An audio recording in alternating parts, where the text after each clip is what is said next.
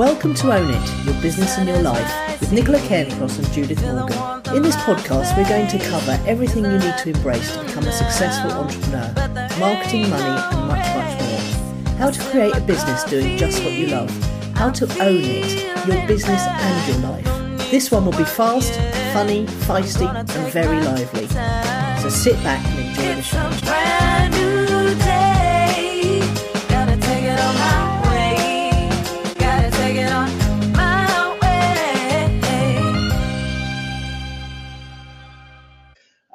Okay, welcome Judith. So is this your last week for a little while? No, one next week. We'll still be in July next week. Oh, okay, yeah. I was just looking at the listings and I couldn't work it out, so okay. I want to know. It's only if you wake up on a Wednesday and it's called August, I'm on holiday. Oh, okay, fair enough. All right. That's easy enough to know as long as I know what day it is. So how's your week been then? Well, month. You only need to know what month it is. Okay. Well, it's been hot, Nicola, hasn't it? It's been pure water scorch. It was 33 degrees in London yesterday. That was unbelievable. It was so hot in Shoreham, I can't tell you. It was a 2-shower day. I don't know about you. Yeah, it was. So we had to go to the pub and sit in the sunshine overlooking the river. It was that hot. Well, that would be too hot for me. I did all my work before 12 noon and then I knocked off for the rest of the day. And what did you do? Because this is the fascinating thing, you see. I saw that on Facebook and I was thinking, but what's she going to do, though? Well, read, stream videos, have a think, sit in a chair, just not work. I tell you, the thing with the working is you're sitting at my office, unlike yours, it's the opposite way round. Peak heat in my office is in the late afternoon. Oh, I see. So the sunshine goes from the front door, past the bedroom window, past my front door, past the living room, round the garden, and then it's completely unbearable in this hot little box. Not just unbearable, but I can't see anything either because the brightness of the sunshine, I can't see the screen or anything. Yeah. It's unbearable. I don't think it's going to be so hot today, although it is forecast for as hot. What do you think? Well, it is hot here, but it's muggy and there's no sunshine and we've got thunderstorms forecast, so we'll see what happens, eh? But okay. Last couple of days, though, it's been ridiculous just walking out onto Shoreham High Street. People, it's so funny because we all talk about going to live the laptop lifestyle somewhere hot. And then we experience a bit of real warmth in the UK and we all go to pieces.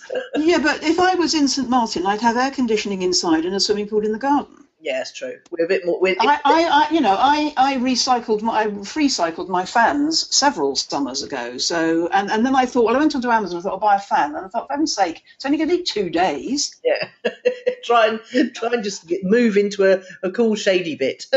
Yes, exactly. Well, I've been trying to work in the garden, which has brought up yet again the issue of broadband. I mean, we've had terrible broadband this week. I don't know whether it's been the heat or whether the pavements are melting or I've got no idea. But I can't work it. I went in the garden to do a Facebook Live video and I couldn't do it on my normal broadband, even though I've got a booster in the kitchen. And I couldn't do it on my phone because I'm surrounded by houses and stone walls here. And then I couldn't do it on my dongle, which is a different provider, which is usually much better than my phone, to be honest. And I just thought, this is ridiculous. I'm paying for 3 different solutions, none of which will give me enough, internet connection to do one simple thing. Well, my broadband has been quite poor this morning. I've done one of my 8 o'clock in the morning calls and it was lumpy with both of them. And I don't think it was them and I don't think it was me. I think it was between us, if you know what I mean. It wasn't good enough quality with either caller to record it for everybody else to listen to afterwards. I've got some of you. And I'm calling you on my iPad today because my laptop overheats and we would be able to hear that on the recording. Oh, okay, yeah, because it goes into fan mode, doesn't it? Yeah, it does. A tip for anyone listening, we actually got to the point where we couldn't stream Game of Thrones the other night, so it's crisis point. And we went around turning all the gadgets off in the house or, put them into aeroplane mode. And that enabled us to stream the telly straight from the internet. I got onto the internet provider the next day, and they said that what all these new phones and iPads, people tend to leave all these apps running in the background that are constantly updating themselves, so they're constantly using up your bandwidth in the background. So the thing to do with iPads and phones, and particularly, is just to press that little button twice and then just swipe up to get rid of all the apps that are running in the background. And as soon as we did that, the internet turned into lightning fast again. And my phone, I think, was Yeah. the culprit, 'cause my phone had about 20, 30 apps running in the background. Yeah. Which button do you press for that? Well, if it, on the iPad, you've got the little depression button on the side, not on the actual side, Yes. it's on the front, but you press it to go back to the home screen. Yes. If you press it twice I quickly, think. it will show you all the apps Ah. you've got running, and then you just literally touch them and swipe Yes. them up to get rid of them. Yes. Now I knew how to do that another way. I didn't know how to do it that way. Anyway, have a look. You might be running too many apps, and your laptop might be running too many apps as well, and that would be causing. No, my laptop doesn't run anything at all, Well, and I use the thing called the Task Manager where I work out what it is running. Because don't forget, I don't use mine as a Mac, so it doesn't run apps. Okay. And I don't have anything open I'm not using. You know what I'm like. Yeah, but you'd think in this day and age, wouldn't you, the broadband would be able to keep up with the apps? I think it's got to catch up with the apps, hasn't it? Yeah, probably. And there is a Pokemon in my front room, so that's probably eating all my broadband as we speak. You don't know anything about Pokemon, do you? I know exactly what it is. I'm choosing to ignore it. Okay. There's one in my front room if ever you want to visit. Now I haven't yet told you my thing about my week. Carry on though with you. You're in the middle of a sentence there about your Pokemon in your front room. No, it was just a little funny thing. Go on, you tell me about your week. So is your thing about your week that you're three suppliers of broadband, too poor to do something in the garden? Is that what it is? It's been a whole week, Richard. I've had techie issues all week. I've had my membership site software isn't working because I'm on WP Engine and it's got an aggressive caching protocol, which is, what makes your site so fast, but it doesn't work with membership sites. And it's just been one, and my mouse stopped working midweek. It stopped. Oh yes. It just stopped clicking on certain clicks, but it was only on certain sites, and I couldn't work out what was going on with that at all. Are you going to tell us later on how you've solved or how you intend to solve the problem of the membership software and WP Curve? Because that's quite interesting. Well, there's three different things going on. One is that so there's a known conflict with Safari. So obviously that's the default browser on most iPhones and iPads. So if someone hits you in an email, that'll open Safari, and going to a site in a browser that doesn't work isn't great. And then the second one is that I had to contact WP Engine and say, I'm using a member mouse and can you make these pages excluded from the caching, please? And I did that one day. And then the next day, I went back and I said, look, they're supposed to have done it and it's still not working. And he said, oh, yeah, they've done it on your wrong site. I said, well, how can they have done it on the wrong site? It's not even those blooming URLs on that site. Anyway, so I managed to keep control of myself just about. And now today I've got to turn all my plugins off and restart them one by one to see what's causing the issue. So it's not been a great week. That's interesting. No. And the first one of those about Safari, is that member mouse and Safari? Yes. Yes, okay. All right, good to know. Oh, yes, of course, you've probably got some people using member mouse, haven't you? No, because you only mentioned it a couple of weeks ago, but I've got a lot of people thinking about membership sites, and I'm sucking up what I need to know from what you're saying. Yeah, it's lovely, and it was great to set up, much easier than OptimizePress. But now I'm starting to think, if I can't sort this, I'm going to have to go to OptimizePress. But then does OptimizePress work with WP Engine as well? Or is it going to be a case that I have to put the membership site on another blooming domain name and hosting? That'll be annoying if I do. Anyway, moving on with my techie issues. No, well, we can't move on yet because I haven't told you my thing about my week. Yes, well, that's what moving on to your week. Hopefully not quite a techie issue, really. No, not really, although I am sharing the broadband issue, so I'll try the funny shut all the little apps in a minute. Yes, well, I got rid of all my furniture on Friday, and I'm doing this camping thing at home, about which more later. But I shared 3 posts about it on Facebook, one about having got rid of most of my stuff. And as of Monday, when I prepared the notes for this, which is 2 days ago, I'd had 131 likes and 36 comments. When I then updated it the next day, I got 67 likes and 9 comments. And when I talked the third day about what I was learning about life's essentials, 36 likes and 12 comments. The point of this being is that people are interested in adventuring. Yeah, they are. And that's impressive to me, but you wait till I get to who or what's impressed you, because I've got somebody who's just not going to knock my story. I've just told you out of cocked hat. Okay. Right, now we've done our week. Let's fuel our fires.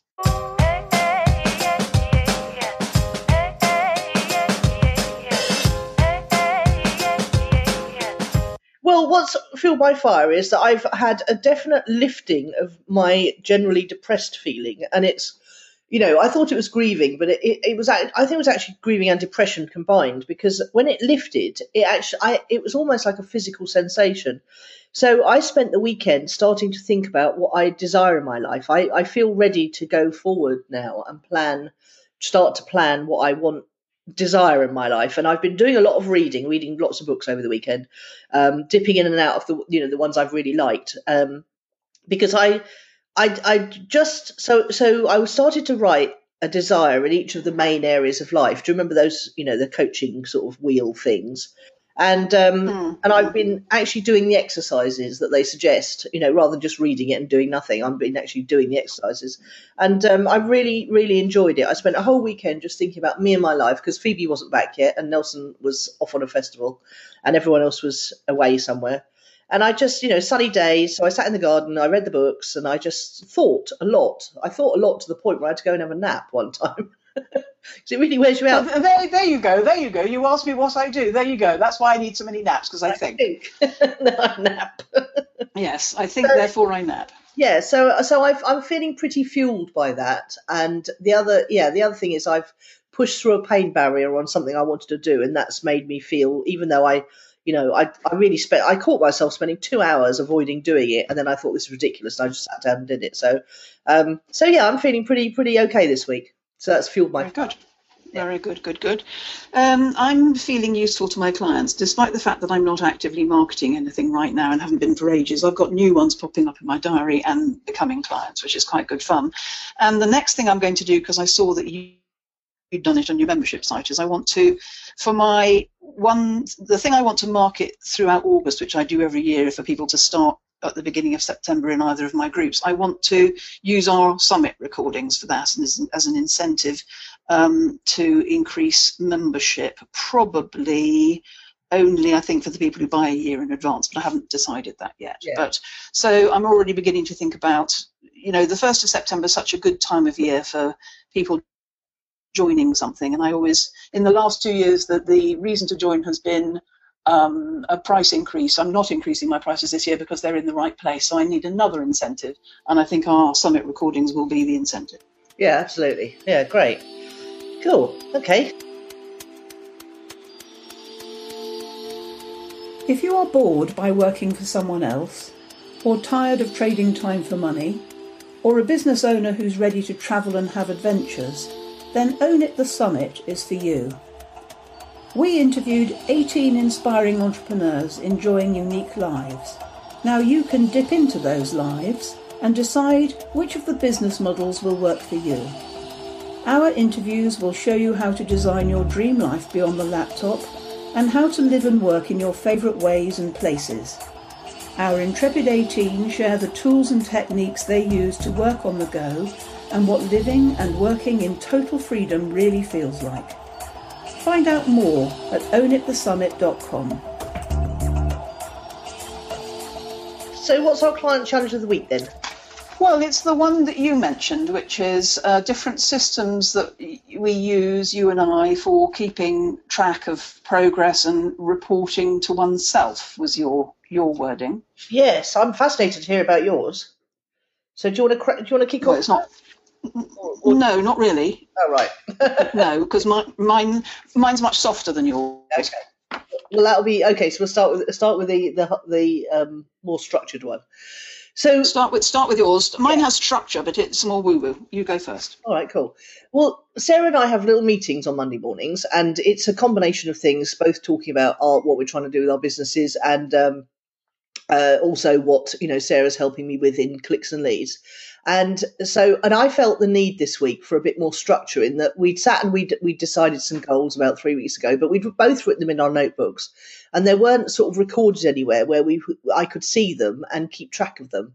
So I dug out Traction, the book Traction again, which is one of my very favourite books of all time about managing a business, big or small. And I remembered that they had weekly meeting agendas. And actually, if you go to the eosworldwide.com, you can actually download a free copy of Traction and the companion book, Get a Grip, which I've talked about on this podcast before. And you can download things like the weekly meeting agenda. And so I brought it back out and I said to Sarah, okay, so let's backtrack a little bit before we do this weekly meeting agenda, and let's just get the Vision Traction Organizer sheet, which is a 2-page document which enables you to make a business plan in 2 pages for the next 3 to 10 years. And it really enables you to set some goals, stroke desires, as I'm calling them now, intentions, and then break them down into really manageable chunks. And it was interesting, our difference in style, because I'm very much a big picture thinker, as you know, and then Sarah is very much needs to know all the details before she can get moving. She needs to be able to see it in detail before she can do it, whereas I just need a broad brushstroke and off I go. So working through that Vision Traction Organizer was quite good. And then what we did was we got down to the 90-day rocks, which is when you think about, okay, so what are the things that have to happen in the next 90 days for me to be 1/4 of the way towards my goal for a year? And then she got down, she said, no, I need more detail. So then we got down to, okay, so let's get a bit of paper and draw 3, lines down the page. And that's month 1, month 2, month 3. And then work out of her 90-day rocks, which needed to be done in month 1, which needed to be done in month 2, which needed to be done in month 3. And then look at each one in month 1 and say, okay, so what do I need to do in week 1, week 2, week 3, week 4? And it sounds so blindingly obvious about, how to break your long-term goals down into what do I do this week to move forward. But so many people don't do it. So many people don't know how to do it. And so many people, even if they do know how to do it, like me, don't do it on a regular basis. And so it was just fantastic. I just came out of that meeting feeling really clear about what I wanted to do. And the best thing was what I needed to do was less than ever before, because the work I'd done at the weekend made me realise that I actually just want to do 2 things. And those 2 things can be achieved. Well, as soon as I sort this membership software glitch out, I don't need to do any more software, tech, building, anything. No more tech. So it's all about marketing, networking, talking to people, being on social media all the time, having a lovely time. I love doing that. And I just felt really brilliant after that. And I just thought, I wonder what other people do. Is it just me that thinks, why haven't I been doing all this all along? Do other people do this all the time? Do most people not do it any of the time? And obviously it's different between people who work in jobs because they have to go to formal meetings, so it's probably imposed on them rather than self-generated. But I just wondered, because you work with lots of different entrepreneurs, many more than me, and I just wondered if you knew what other systems people use, whether people use any systems at all, whether you use any system. And then you popped up and told me that you and Marion have got something going. So I'm fascinated. Well, first of all, let's talk about Chris Barrow, because we know he has something that he does every 90 days, doesn't he? We know he plans his year in advance with a Cisco wall planner, which starts by putting in his holidays. He's got some kind of quite regimented system, I think, hasn't he, which he follows religiously. Do you know what actually, this is the right word, it terrifies me, the thought of doing that year planner. And every year I faithfully buy a year planner and try and do something like that. But then my whole life goes completely awry and I don't end up doing any of the things I've put on my year planner. So I've still got that sort of a bit of terror around doing that. How do people cope with that? I don't know, and I think it depends what the nature of your business is.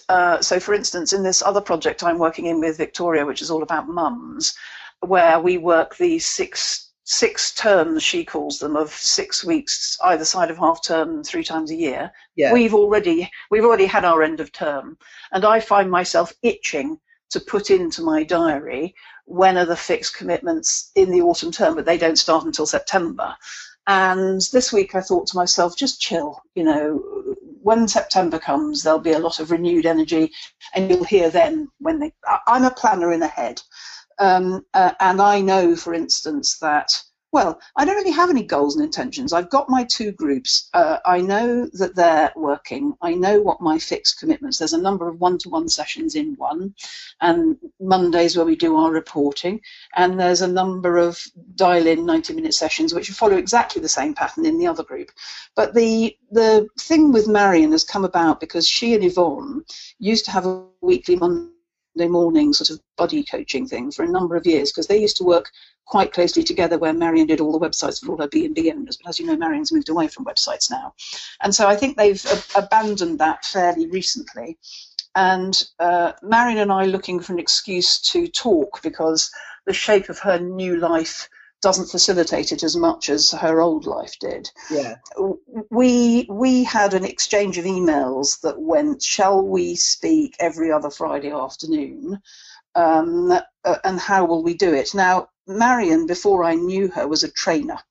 And whatever you do with Marion, who is a star, there has to be some kind of system or workbook. You know, if you're going to do a project together, well, they'll need a workbook to work through, because that's a trainer's kind of way on the world. So what we came up with, or she actually came up with, 4 bullet points in a form of weekly or monthly. I wrote mine to her on Monday morning over a cup of coffee, and I suspect we'll end up doing it monthly, and it's more of a review. And the 4 bullet points that she came up with were: what worked well. I'm going to write a newsletter about this next week, which will be the same day this podcast comes out. What worked well? Gratitudes, learnings, what was important but not urgent. That's a good one. And when I was writing mine, I realised that there was another one that should be on the list, which was what's missing. What's missing? Okay, yeah. So what worked well? What are you grateful for? What did you learn? What was important but not urgent? Because I think our weeks tend to get sucked into urgent, don't they? And it's important that counts. And then I noticed there was something that wasn't covered by that list, which was what's missing. Yeah, I like it. So that's going to be a review system, quite simple. I think anybody could do that with themselves or with a buddy at any time, really. I'm not a detailed person particularly. I'm like you. I was like, as long as I know what I'm doing. I don't even really need plans anymore. I just turn up and do what my diary says, you know. Wednesday today, 0800, do the Small Business Big Magic call. 10 o'clock, talk to Nicola. 11 o'clock, do the show notes. I just, you know, I like routine. I like to know where I am. I like to plan in advance. I do spend some time thinking about it. I don't really have any goals or intentions I want to achieve. I'm achieving them, you know, and I don't want to bring in anything new, which is pretty much what you said about, you know, how exhausting it is to keep bringing in new stuff all the time. Yeah, and I've resolved not to do that for a year at least. Quite. I'm not going to do anything new for a year. And no. So I suddenly realised, like you know, you said, the only thing I've got to do during my day now is fulfil my commitments in my diary and market the business, however I choose to do that. Yeah.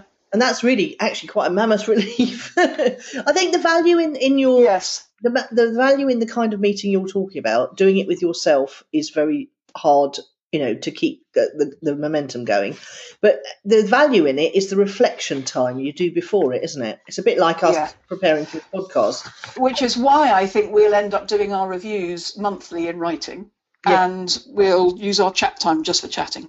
Yeah, just to talk it through and talk about issues. No, just for fun, socially. Oh, right. I think we'll end up doing our review in writing. Oh, right, okay. The thing I particularly liked about and I did actually follow the traction model when I did my masterminds, my 4 masterminds for the people who sent me to America. The thing I liked about it was that you set your goals and then you set your tasks, your rocks as they're called, and then you set your tasks to achieve your rocks. And the whole point of the agenda is that you have a scorecard, so you all decide what your number is. So, for example, if your main goal is to get new clients in the business, you know, 10 over the year, 2 a month, whatever, and you know that in order to get 2 new clients a month, you need to talk to 10 people, then your number would be 10.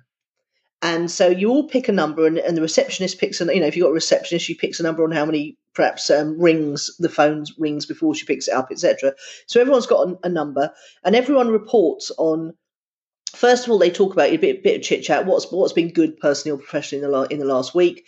How's your scorecard doing? You know, my number's 2, and I've managed to average 4 or whatever. So you know everyone knows that that's something that's got to be worked on. And then you have a rock review, but where you only talk about your rocks. Are you on target to achieve your rocks this quarter? Yes or no. You're not allowed to say why. You're not allowed to make excuses. You're not allowed to talk about the issues. You're just allowed to say yes or no. And everyone knows that if you say no, then that rock is going to drop down to the issues list. And then there's a to-do list, and you say, have you done that, yes or no? And there's no prevarication, there's no equivocation, or whatever that word is. You've either done it or you haven't. And the good thing is that then if you've said no to any rocks, I'm not on target, or you've said no to any to-dos, it drops down to what they call the IDS list, which is the issue, define, and solve. And that's the biggest part of the meeting, when people talk about, literally, there's no excuses, but it's like, okay, so what's the issue with achieving this? And the thing I really like about that is it's a little bit like the E-Myth managers thing, the E-Myth, people doing the best they can in the absence of a good system.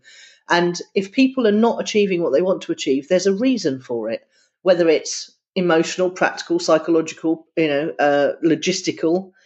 And I like that, because it means you don't get into this sort of swirl of recrimination and self-flagellation that meetings can tend to turn into. I think these systems, I think meetings is the key word there. I think these systems work better in a proper business where there's team members. Yeah, but, they're working quite well in our garden, because rather than us, go, oh, I'm so shit, I haven't done that. It's, okay, so what's the issue around this? What's the reason you haven't been able to do it? And then you discuss the issue, rather than discuss the fact that the person hasn't yet done for the third week running of the thing they said they were going to do. Yeah. So it gives you a framework, I agree. And I think Rihanna will enjoy this conversation, because she's very taken with the traction book and starting to work with clients. Oh, yes, she is, isn't she? So I know I've got someone she's starting to work with clients on the EOS system, is she? Yes, she's moving her business in that direction. Well, good, because I've got someone to recommend people to then. Bigger businesses, Yes. I was going to say something that's gone out of my head then. Never mind, we'll come back to it. So I take your point, which is the E-Myth manager and this system allows one not to revel in why I'm crap, but the reasons why I didn't do it or get around to it or whatever it is. Yeah. I was having a conversation yesterday with someone I admire enormously. And at one point they said, oh, I'm so stupid. And I said, oh, no, we're not having that kind of language in this conversation. You are absolutely not a stupid woman. And I'm not even contemplating that. If you haven't done something, it's because, it's not because you're stupid. It's because there's a reason why you haven't done it. And all we've got to do is uncover the reason and then decide if the reason is bigger than the thing you wanted to do. And if it's not, then we'll find another way to do it.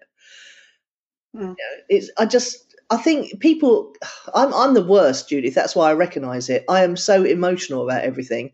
And this kind of stuff, the reason I like it so much is it takes the emotion out of it and it stops people feeling stupid. It means, it takes it down to a practical level where everyone can get involved in solving it rather than pointing the finger and blaming. I think we both get to the same end, but in a different way. I like to talk to my clients and leave them in a better place where they feel empowered, and it's the same difference. It's you want to remove the emotion and have a system to follow so that there's no blame apportionment. Mine would be tell me about it and find a way to turn it around. It's the same difference. I just like to chat to everybody about everything. I want to hear what they're thinking and feeling and saying and doing, and I want to leave them in a better place where it's more likely it'll get done. Yeah, I think the reason I prefer a system, especially when I'm working with people like that, and it worked really well, as I say, in the mastermind environment, was that if I'm allowed to chat, because I'm quite strong-willed, I suppose, and have quite strong opinions, I might run the danger of imposing the way I would do things on people. So I find by having a simple structure, it enables me to shut up and listen and let them work out their own results. So that helps. And I can appreciate why you would like a structure. My experience is that everybody is unique. I don't want to submit to any structure, and so I wouldn't want my entrepreneurial clients to have to do that either, although I recognise in some of them, depending on their profiles, a yearning for structure, but it would be a small percentage in my world. Yeah, absolutely. So we're going to attract completely different people, aren't we, listening to this? Because some people will be listening thinking, oh, I'd really love someone to impose a bit of structure on me and be like a bit strict. Well, I think they would, but if they felt it, I don't think they'd like it at all. Sometimes I'm quite strict. If I think it's in their best interests, I say, come on, get a grip. But, or I might say something like, I need you to do this. I recognise my needs are irrelevant, but, I'm feeling a strong sense that, that kind of thing. This would be a good thing for you to do, yeah. Cool. Or this, it would be good for you to get this done, not that this would be a good thing for you to do. I agree with you about not imposing my will on them, but strength sometimes is important. Mm. And do you think that clients come to the calls prepared, or obviously again some are different, aren't they? Some will come prepared and some will come just hoping for you to wave a magic wand and for something to break, like a dam will break or something within them?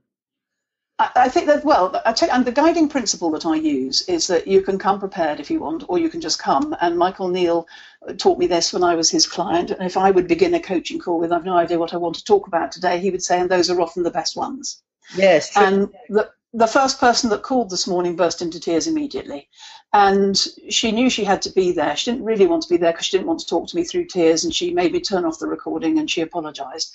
I am totally at ease with people expressing the full gamut of emotions, and I know how to be with the person. And she got over her tears quite quickly, and we had a useful session. So you can't really ordain it. Quite a lot of people, new clients especially, say, shall I prepare something? I say, you can if you want. That's helpful for you. I'll go with whatever you present on the day. Yeah, absolutely. It's funny, that whole bursting into tears business. It's like, obviously, someone who's experienced it quite a lot recently. The expression bottled up is such a descriptive one, because it's like a tension builds and builds and builds. And then the minute you talk to someone who you can talk to properly, it just goes bleh. Well, it's so much better out than in, for a start. And I remember when I was younger being even more emotional than I am now. And sometimes just the sound of my mother's voice would make me cry, because... Really? Yeah, because of that kind of, that thing that you just said, is when you know you're with a certain sort of a person. Yeah, who you can trust to behave in a certain way. It wasn't really that, because we didn't get on terribly well. I just think it was the emotional connection, perhaps. And sometimes I think clients don't really, I love it when clients cry, and frequently it's men as well in my groups now, and I love it even more when they do it, because oh my God, if men can cry in the group, everybody's so respectful of a person crying, and you give everybody else permission to give vent to their emotions, and I really believe, especially when it's tears, better out than in, cleansing. And if anyone listening to this ever thinks that the entrepreneur's path is an easy one, it's obviously not. Well, it's much more testing, isn't it? Because you can hide in a job. I don't know that you can anymore, because I think people are filleted out of jobs. There's not really many jobs where you can hide, but you can. You don't have to deal with this personal development stuff quite as much as you do in our world. That's true, because it's all about the personal development stuff. The further you get along the road, the more you realise that as well, because there's so many tactics and how-tos and tools and things out there now. It's just, I think it's easy to run a business. I think it's the emotional stuff, which is the tricky bit. Yeah, absolutely. Are we done with that topic then, or are you going to tell us about how you... Yes, I think we are. No, we're done. We're done. Yeah. Okay. Well, I'll look forward to hearing how it's going. You're starting in September?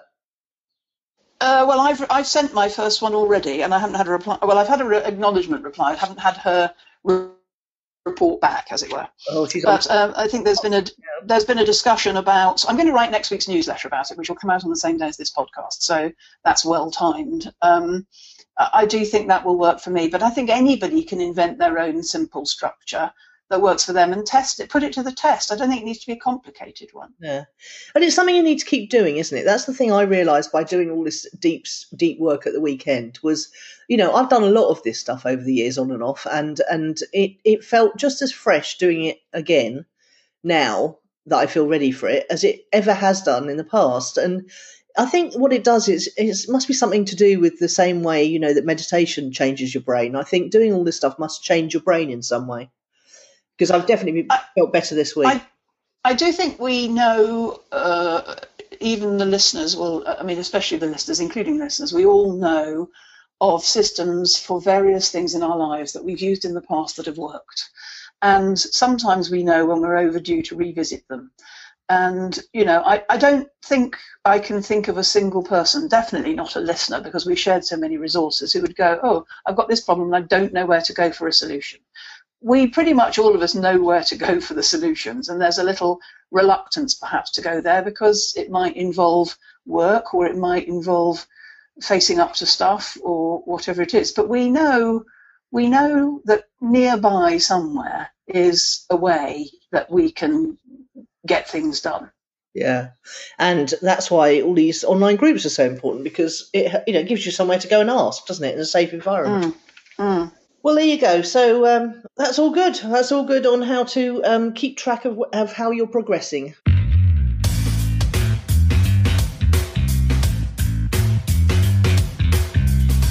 On to word of the week next. Yeah, I'm going to go for adapt, and I'm going to explain it more in project updates, but being adaptable, encouraging flexibility, and not being set in one's ways adapt is my word. That's so funny, because my word is ritual. Exactly the opposite. And therein lies the beauty that is the Own It, the podcast. Because I've just, Sarah's just finished reading Miracle Morning, and she just passed it on to me. I'm not sure if I'm going to read it or not, because I do have rituals in the morning already, and I certainly don't, having got up for 20 years to get those children off to school, I don't really feel I need to get up any earlier. Yeah, I agree. But I do like a nice ritual, and in a way, having these meetings, weekly meetings, quarterly meetings, blah, blah, blah, blah, they're all rituals, aren't they? And yes. Humans, I mean, obviously the whole bereavement process is a ritual, and I can see, even though I'm, you know, staunchly atheist, I do see how each ritual has helped me stroke everyone else, and I do see why those rituals have grown up. And then, of course, you've got the evening ritual, haven't you, of, you know, preparing dinner and doing something you enjoy in the evening, and then settling down to sleep. And it's just, you know, Phoebe's rituals have been all over the shop, because she's come back from Bali and now she's in Ibiza. And she's up and down at all sorts, you know, I can see on Snapchat she's up and down at all sorts of strange times of the day and night, because her rituals are completely disrupted. But I think in business, it's nice to have some simple rituals, as we've been talking about, to keep you on track. And you want people to adapt and be flexible. Well, you'll see more in the next section. I do think the ritual that you described, things like morning rituals and the evening rituals, can be comforting. Yes, they can. Good stuff. I don't think that's a bad thing at all. No. So simple rituals within adaptability, and be ready to change at a moment's notice. Or I think maybe the ability to choose between the two. When would be a good thing to have a routine that is supportive, and when do I need to be not stuck in my ways? Yeah, absolutely. Because if you get locked into rituals, then you could end up, you know, not being able to do anything out of the ordinary at all, can't you? And not being very spontaneous at all. Yeah. Okay.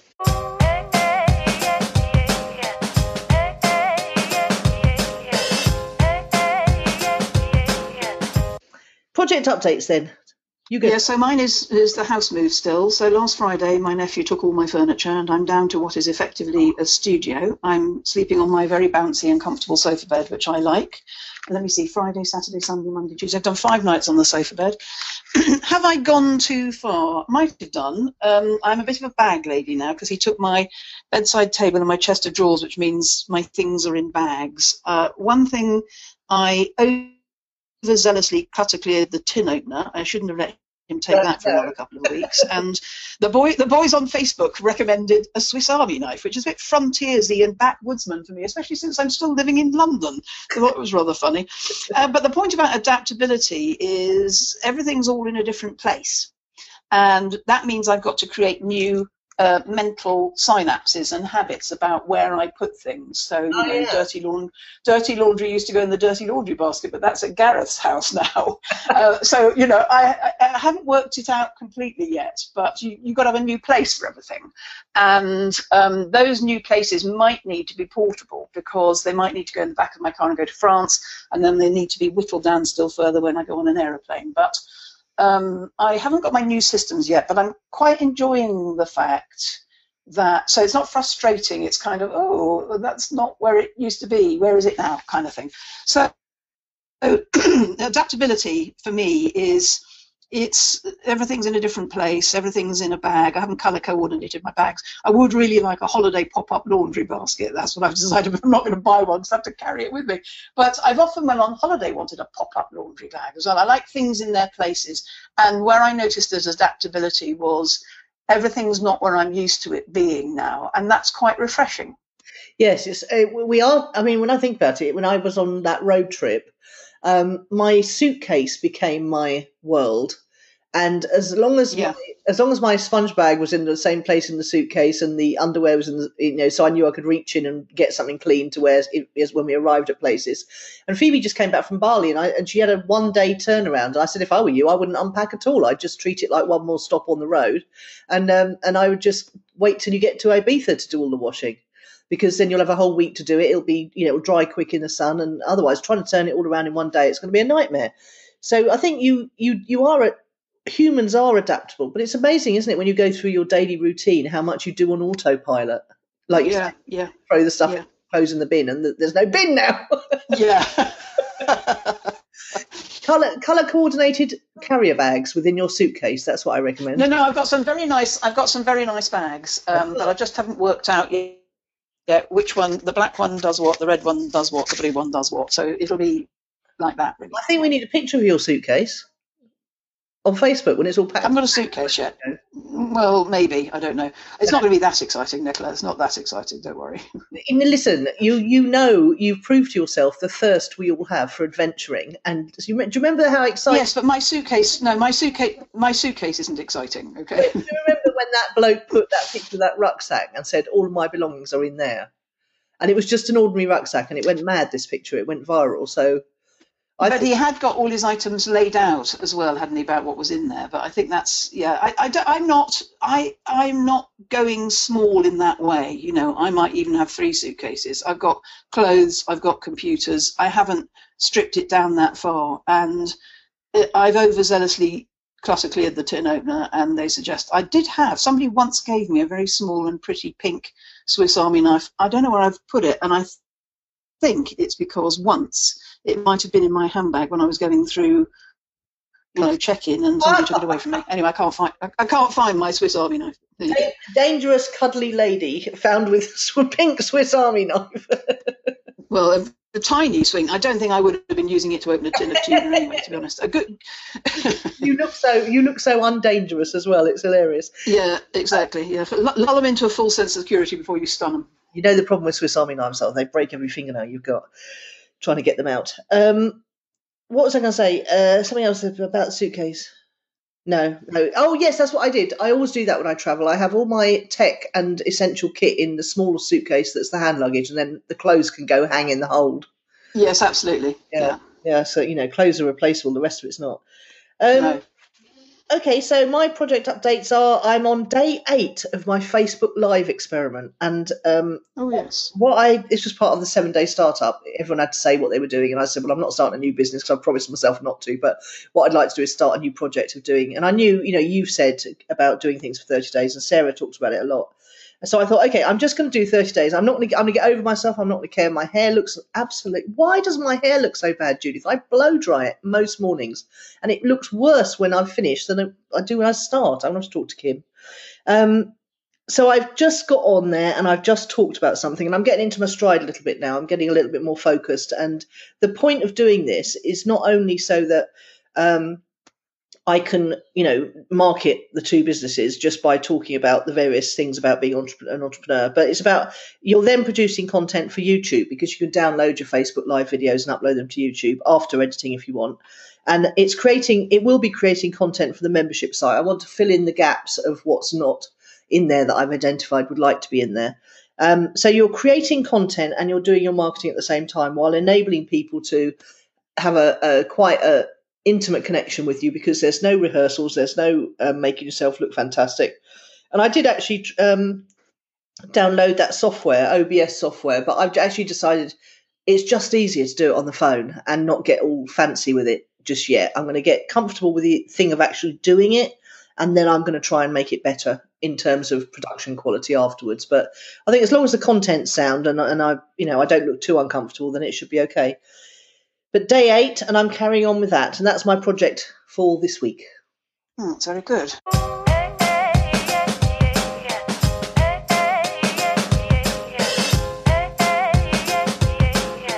Now, who or what's impressed you? A warning, I've got 2. Well, that's good, because I don't actually have anything written down in there. Oh, well, shall we start then with, we had a review. A man of few words, Brandon from America, gave us 5 gold stars.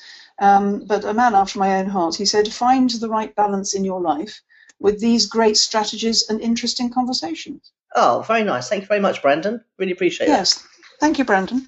So who or what's impressed me? I was going to tell you about Anne Lamott, and then I realised I've got something else. So I'll start with Anne Lamott. Anne Lamott is one of my favourite writers.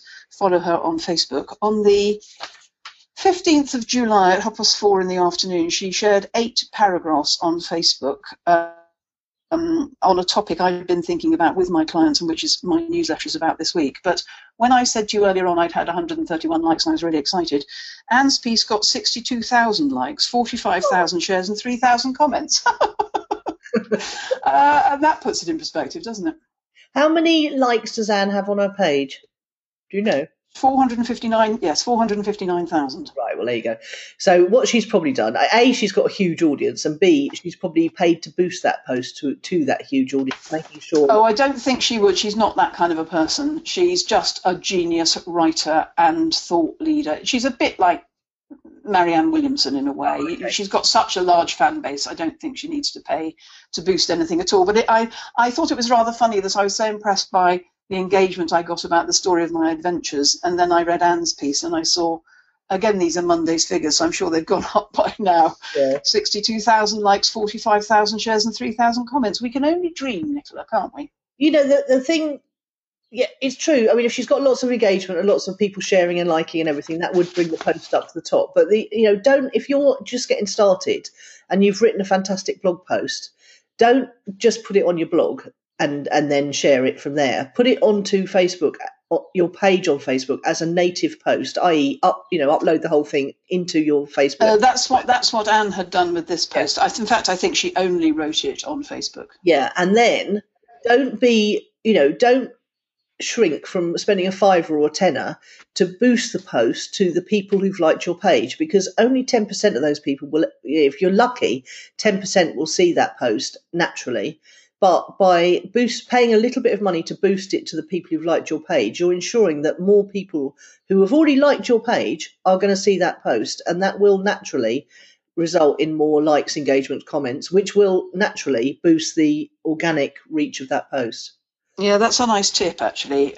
So don't just put it on your blog, copy and paste it in entirety, or write it in entirety into your page, and then pay. I hadn't thought of paying to boost it to people who already like your page, because the majority of them won't see them because of Facebook's algorithms. Yeah, well, that's what it's worth. Yeah. If you think you've written something that is going to deliver great value and that people will like, experiment. Just spend a £5 to boost it to as many people who've liked your page already as possible. That's interesting. Yeah. Now, moving swiftly along to my second one, yesterday in the 33-degree temperatures, I realised there were a couple of things I needed as a matter of urgency, and I couldn't be bothered to leave the house at 12 noon and get them, because it just would be too sweaty and unbearable. So Google is my friend, and I live in London, so I said, same-day delivery of essential items, and I found a new system called beelivery.com, BEELIVERY.com. It's also an app. Within 90 minutes, they will deliver to you in Birmingham, Bristol, Cardiff, Edinburgh, Glasgow, Leeds, Liverpool, London, Manchester, and nationwide. There you go, Be Livered. And within 90 minutes, much shorter than that, but actually it's a gorgeous business model. Do have a look, because they've got crowdfunding and all sorts of things there. They've got drivers nearby who will pick up your order and deliver it to you. Charming man delivered it. I mean, frankly, who on earth would want to be doing my shopping and driving it to me in 33-degree temperatures? The answer is somebody who needs a job. Absolutely, and I can get a Magnum ice cream delivered same day. Well, you need to spend 20 quid, but you could get any of those items delivered in the same day. I needed some batteries to run my mouse and butter to go on my potatoes. I didn't want to leave the house for it. Now, one thing, if you download the app, Actually, I didn't even download the app. You go down to the bottom, order tracking, you can see how close the man is to getting to your house. Oh my God, look at that. And you can become a driver if you want to. You can. And now, interestingly, people have tried things like this before and it's failed, but these people have been around since 2011, I think I saw.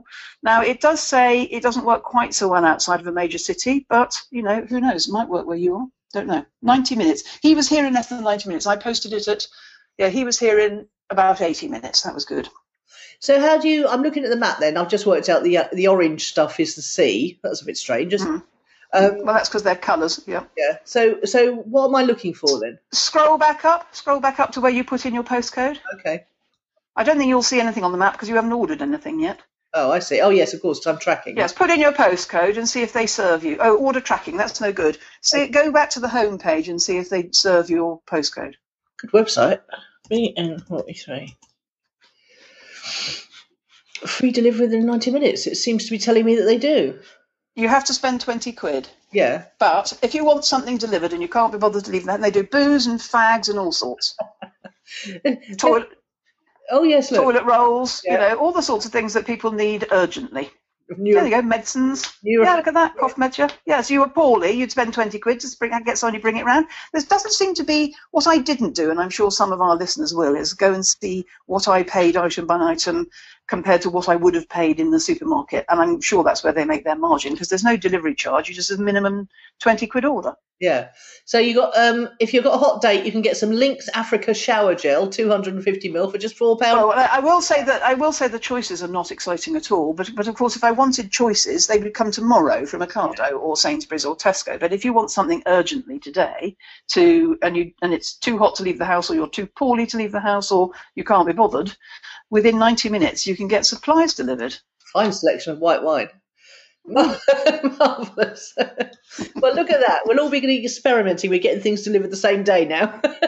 Well, if you live in any decent-sized city, you're a shoo-in. I don't know about you, Nicola, but let me know when you've tried it, okay? Yeah, well, I'm near Brighton, so there's bound to be something going on there. Brilliant. Okay, well, good show. Thank you very much. And so last week is your next week with us, and then you're off on your adventures. Yes, I am. Well, I'm not sure I'm off on my adventures. I'm off on my holidays. I'll let you know about the adventures. All right, then. Okay. Speak to you soon. Bye. See you. Bye. It's a brand new day. Gotta take it on my way.